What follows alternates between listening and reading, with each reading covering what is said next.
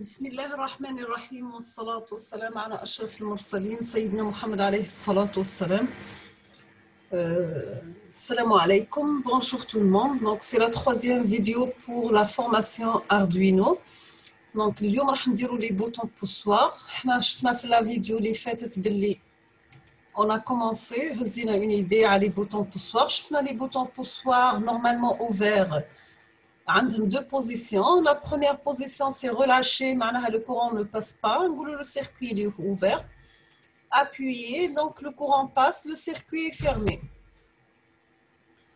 Pour les boutons poussoirs normalement fermés, c'est l'opposé du type précédent, c'est-à-dire que lorsque le bouton est relâché, il laisse passer le courant et inversement. Donc dans cette vidéo, nous avons un bouton poussoir normalement ouvert, ici normalement fermé, et ici c'est un modèle d'interrupteur. Dans l'électronique, on a toujours des perturbations générées par des lampes à proximité, un téléphone portable, etc. On appelle ça des contraintes de CEM. Pour contrer ces effets nuisibles, on place en série avec le bouton une résistance de pull-up. Donc c'est R1 de 10 kg, de plus ou moins 5%. Cette résistance sert à tirer to pull in English, le potentiel vers le haut, up, afin d'avoir un signal clair sur la branche étudiée. Sur le schéma suivant, on voit ainsi qu'en temps normal, le signal a un potentiel de 5 volts sur le bouton. Ensuite, lorsque l'utilisateur appuie sur le bouton, une connexion sera faite avec la masse. On lira alors une valeur de 0 volts pour le signal. Voici donc un deuxième intérêt de la résistance de pull-up, éviter le court-circuit qui serait généré à l'appui. Les boutons ne sont pas des systèmes mécaniques parfaits, du coup lorsqu'un appui est fait dessus, le signal ne passe pas immédiatement et proprement de 5 volts à 0 volts. L'espace de quelques millisecondes, le signal va sauter entre 5 volts et 0 volts plusieurs fois avant de se stabiliser, et se passe le même phénomène lorsque l'utilisateur relâche le bouton. Donc ce genre d'effet n'est pas désirable car il peut engendrer des parasites au sein du programme. Pour atténuer ce phénomène, on utilise un condensateur en parallèle avec le bouton. Ici, nous avons un condensateur de 10 nanofarad. Ce composant servira ici d'amortisseur pour absorber les rebonds comme sur une voiture avec les chaos de la route. Le condensateur initialement chargé va se décharger lors de l'appui sur le bouton. S'il y a de rebonds, ils seront encaissés par le condensateur durant cette décharge. Il se passera le phénomène inverse, c'est la charge du condensateur lors du relâchement du bouton. Voici le schéma électrique. Donc nous avons la branche D2. On relie une résistance de 10 kg, plus ou moins 5%, et un condensateur en parallèle avec le bouton poussoir. On a dit la masse. Pour la réalisation, donc lorsque le bouton est relâché, la tension à ces bandes serait 5 volts. Donc un état logique high, haut, et s'il est appuyé, elle sera de 0 volts, donc elle est low ou bien bas.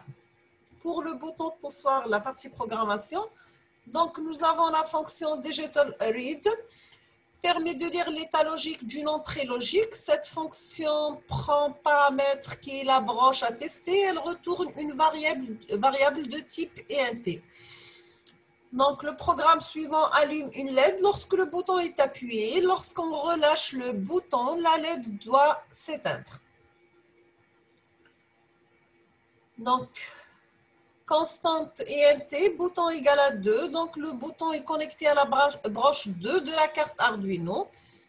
Constant ENT, la LED égale à 13. La LED à la branche 13. Int, état bouton, variable qui enregistre l'état du bouton. Void setup, pin mode, LED output, la LED est une sortie, pin mode, bouton input, le bouton est en entrée. État bouton égale à high, on initialise l'état du bouton comme relâché. Void loop, état bouton égale digital read bouton, rappel c'est bouton égal à 2. If état bouton de 2 fois égal high, donc le test c'est le bouton à un niveau logique haut. Digital write LED virgule high, la LED reste éteinte. Else, test si le bouton a un niveau logique différent de haut, donc bas. Digital write LED low, le bouton est appuyé, la LED est allumée. Donc pour la programmation, donc nous avons const int button pin égale à 2, le nombre de button push pin, const in LED pin égale à 13, variable will change, in button state égale à 0, void setup, LED pin ou bien la pin 13 est configurée en sortie, pin mode LED pin output, bouton ou bien la pin 2 est configurée en entrée, pin mode button pin input. Void loop, on commence par lire l'état de la pin 2 qui est connectée à un bouton poussoir. Donc, dire au button state égale digital read button pin. Si le bouton poussoir est fermé, il va donner un état haut. If button state égale high, dans ce cas, la LED connectée à la pin 13 en sortie va s'allumer. Digital write LED pin high, else, sinon la LED va s'éteindre. Digital write LED pin low. Donc, on a terminé cette partie de formation, programmation avec Arduino. On passe à la deuxième partie, Inch'Allah. On va commencer la programmation d'un Arduino. On va commencer par Arduino Uno, d'accord? Donc, vous avez la carte Arduino Uno. Anal Reset, un bouton de plus 3,3 volts, 5 volts, 0 volts, 0 volts. Un bouton de tension d'entrée entre 7 et 12. 6 entrées analogiques de 0 à 5, donc A0, A1, A2, A3, A5, c'est analogique. Nous avons le port USB, 0 volts. Et ça, ce sont 14 entrées-sorties au choix. Certaines ont des spécificités. Par exemple, le PWM, c'est une sortie analogique, le RX et le TX. Donc, voici le modèle, tu as une carte Arduino. Tu as Arduino Uno pour savoir quel type de carte. Donc, on va commencer par un préambule. Le langage Arduino est très proche du C ou du C++. En particulier, utiliser le langage C pour programmer l'Arduino permet généralement de créer des programmes plus petits et davantage à optimiser, avec un contrôle plus fin des tâches effectuées.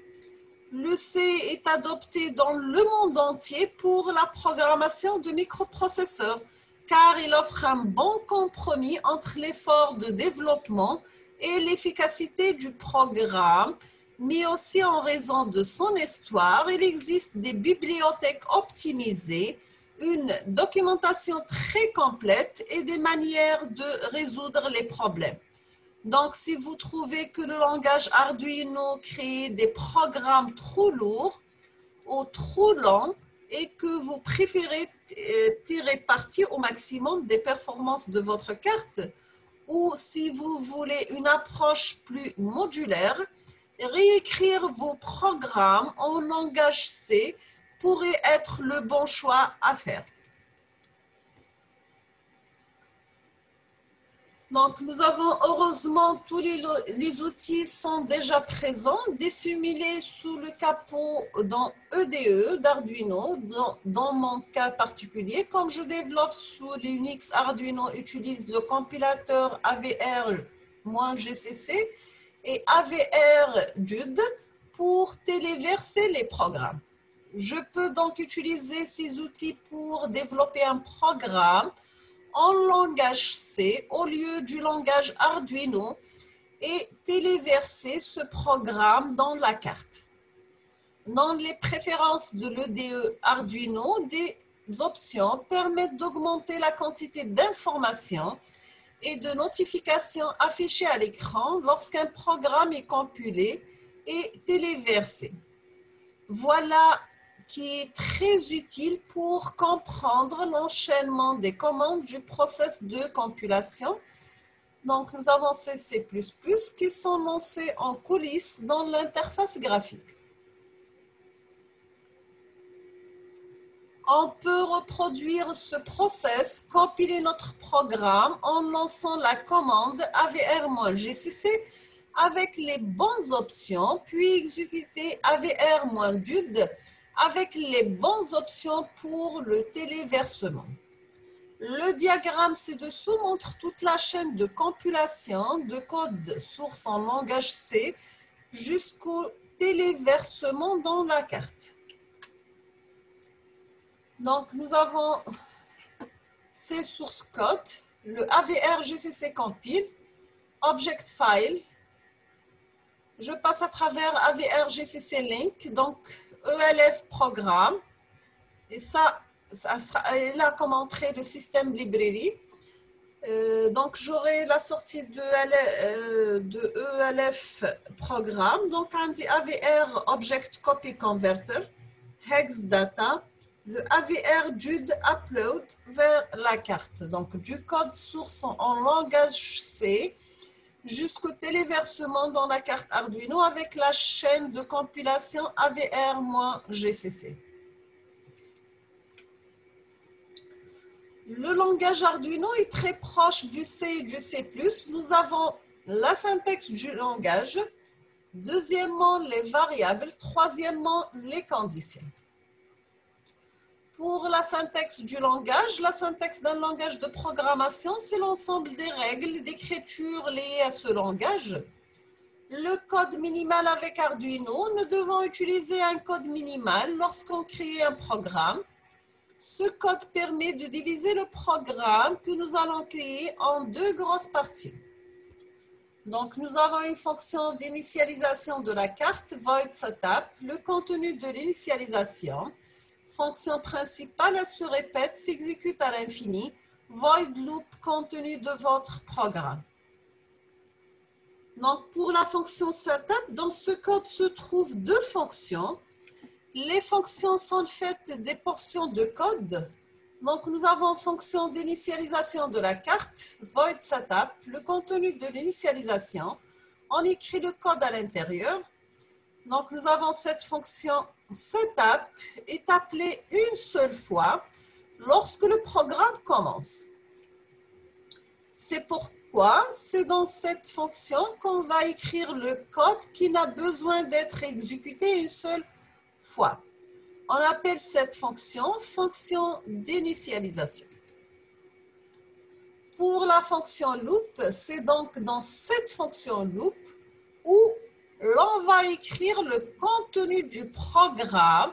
Il faut savoir que cette fonction est appelée en permanence, c'est-à-dire qu'elle est exécutée une fois, puis lorsque son exécution est terminée, on la réexécute et encore, et encore et encore. Donc, on parle de boucle infinie. La fonction principale, elle se répète, s'exécute à l'infini. Donc, nous avons void loop et le contenu de votre programme. À titre informatif, on n'est pas obligé d'écrire quelque chose dans ces deux fonctions. Par contre, en revanche, il est obligatoire de les écrire même si elle ne contient aucun code. Soit un exemple d'un programme avec les deux fonctions setup et loop. Tout ce qui commence par deux anti-slash, c'est un commentaire qui ne s'exécute pas. Donc, nous avons void setup, initialiser la pin 13 digital pin comme sortie, pin mode 13, output. La fonction loop va être exécutée en continu, donc nous avons void loop, digital array 13, high. La sortie 13 se met en niveau haut, soit 5 volts, délai 1000. On attend une seconde ou bien 1000 millisecondes. Digital array 13, low. La sortie 13 se met en niveau bas, donc soit 0 volts, délai 1000, wait for a second. Pour les instructions, dans ces fonctions, on écrit quoi? Les instructions sont des lignes de code qui disent au programme fais ceci, fais cela. C'est tout bête mais très puissant car c'est ce qui va orchestrer votre programme. Nous avons les points-virgules. Les points-virgules terminent les instructions. Attention, les points-virgules sont synonymes d'erreur car il arrive très souvent de les oublier à la fin des instructions. Par conséquent, le code ne marche pas et la recherche de l'erreur peut nous prendre un temps conséquent. Donc, faites bien attention. Les accolades. Les accolades sont les conteneurs du code du programme. Elles sont propres aux fonctions, aux conditions et aux boucles. Les instructions du programme sont écrites à l'intérieur de ces accolades. Parfois, elles ne sont pas obligatoires dans les conditions, mais il est recommandable de les mettre tout le temps. Cela rendra plus lisible votre programme. Pour les commentaires, donc pour finir, on va voir ce qu'est un commentaire.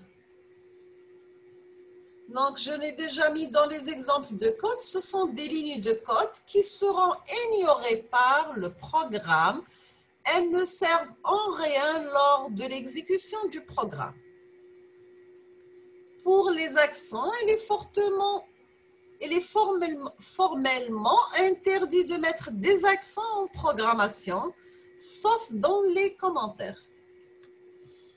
Maintenant, on passe aux variables. Il y a plusieurs types de mémoire. Donc, nous avons la RAM, le NVRAM, le RAM CMOS, ROM, PROM, EPROM, 2EPROM, etc. Nous nous occuperons seulement de la mémoire vive RAM et de la mémoire morte effaçable électriquement, EPROM. Exemple.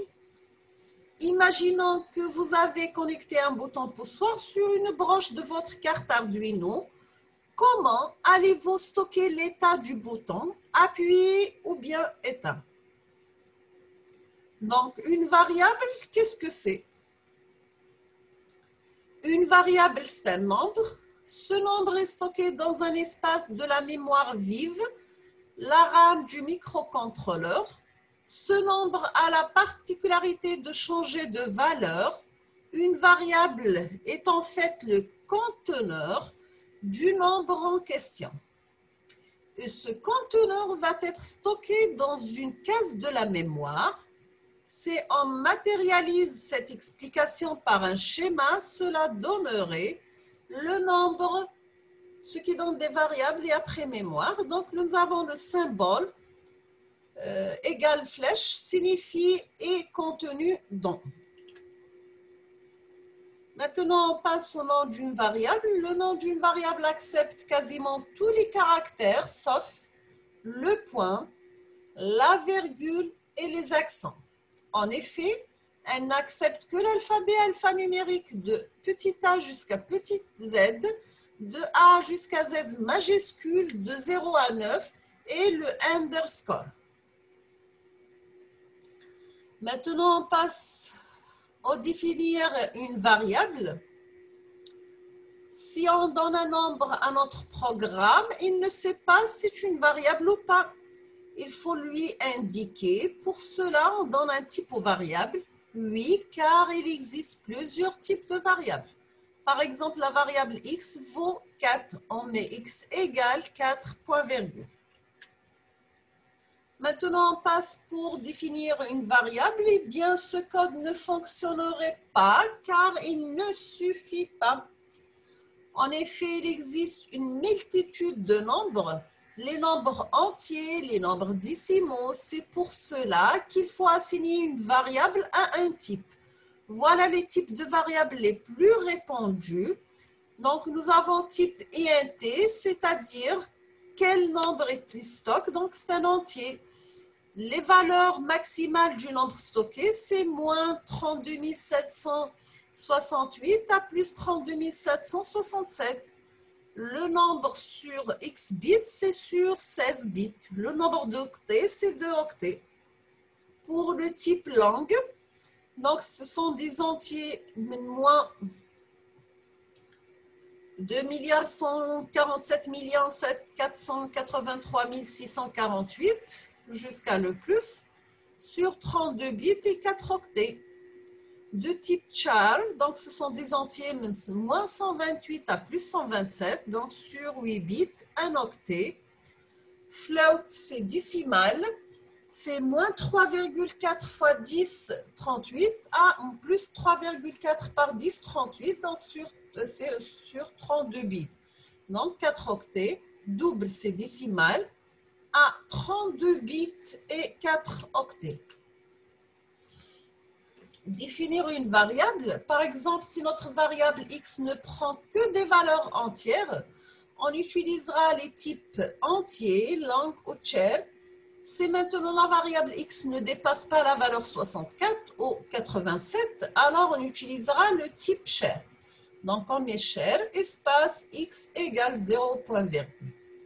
Si en revanche x égale à 260, alors on utilisera le type supérieur qui accepte une plus grande quantité de nombres à char, autrement dit entier ou bien long. On peut par exemple penser, pour éviter les dépassements de valeurs, on met tout dans des doubles ou longs. Oui, mais dans un microcontrôleur, ce n'est pas un ordinateur de GHz multicore 4 gigaoctets de RAM, mais si on parle d'un système qui fonctionne avec un CPU à 16 MHz, soit 0,016 giga et 2 kilooctets de SRAM. Une RAM statique, bien sûr. Pour la mémoire vive, donc deux raisons font qu'il faut choisir ces variables de manière judicieuse. La RAM n'est pas extensible quand il y en a plus, et il y en a plus. Le processeur est de type 8 bits sur Arduino Uno, donc il est optimisé pour faire des traitements sur des variables de taille 8 bits. Un traitement sur une variable 32 bits prendra donc beaucoup plus de temps. Si à présent notre variable x ne prend jamais une valeur négative, moins 20, moins 78, alors on utilisera un type non signé, c'est-à-dire dans notre cas un char dont la valeur n'est plus de moins 128 à plus 127, mais de 0 à 255. Voici le tableau des types non signés. On repère ces types par le mot insigned de l'anglais, donc non signé, qui les précède.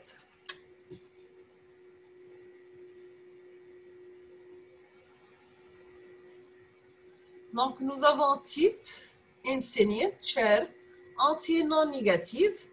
Les valeurs maximales, c'est de 0 à 255. Le nombre de bits, c'est sur 8 bits. Nombre d'octets, 1 octet.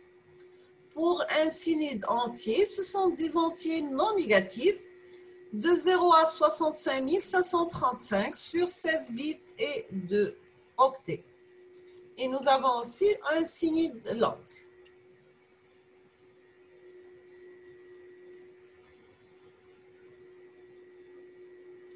Donc, toujours avec définir une variable, type quel nombre il stocke, valeur maximale du nombre stocké, nombre sur x bits, le nombre d'octets insigned char entier non négatif de 0 à 255, 8 bits, un octet insigned entier non négatif de 0 à 65 535, 16 bits, 2 octets insigned, langue entier non négatif de 0 à 4.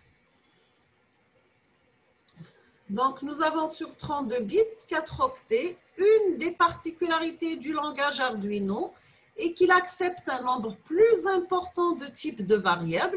Je vous les liste dans ce tableau. Donc, pour le type byte, ce sont des entiers non négatifs. Les valeurs de 0 à 255. Le nombre de bits, c'est 8 bits. Octet, 1 octet.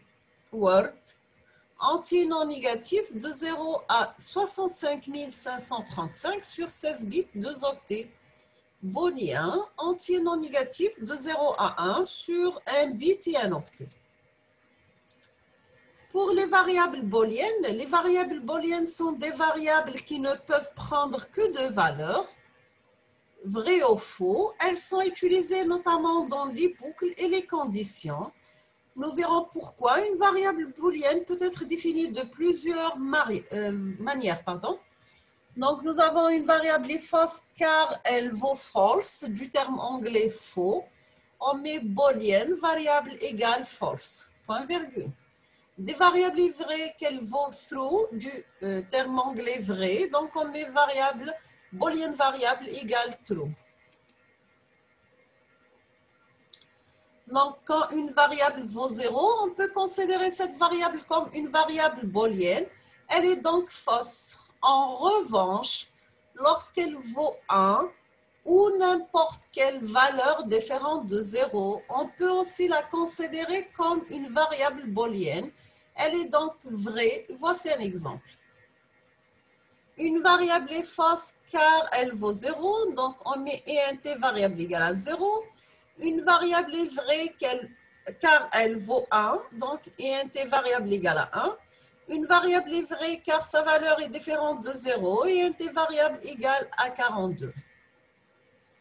Le langage Arduino accepte aussi une troisième forme d'écriture qui lui sert pour utiliser les broches de sortie du microcontrôleur. Nous avons une variable est à l'état logique bas, traduction de low, donc 0, et int variable égale à low. Variable qui est à l'état logique haut, traduction de high, donc 1, et int variable égale à high. Par exemple, nous nous servirons de cette troisième écriture pour allumer et éteindre des lumières.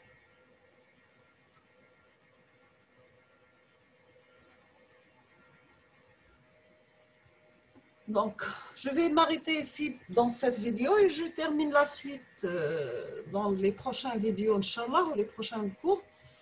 Je vous remercie infiniment pour votre attention. N'hésitez pas si vous avez des questions ou bien des remarques. Et à la prochaine vidéo, Inch'Allah. Merci.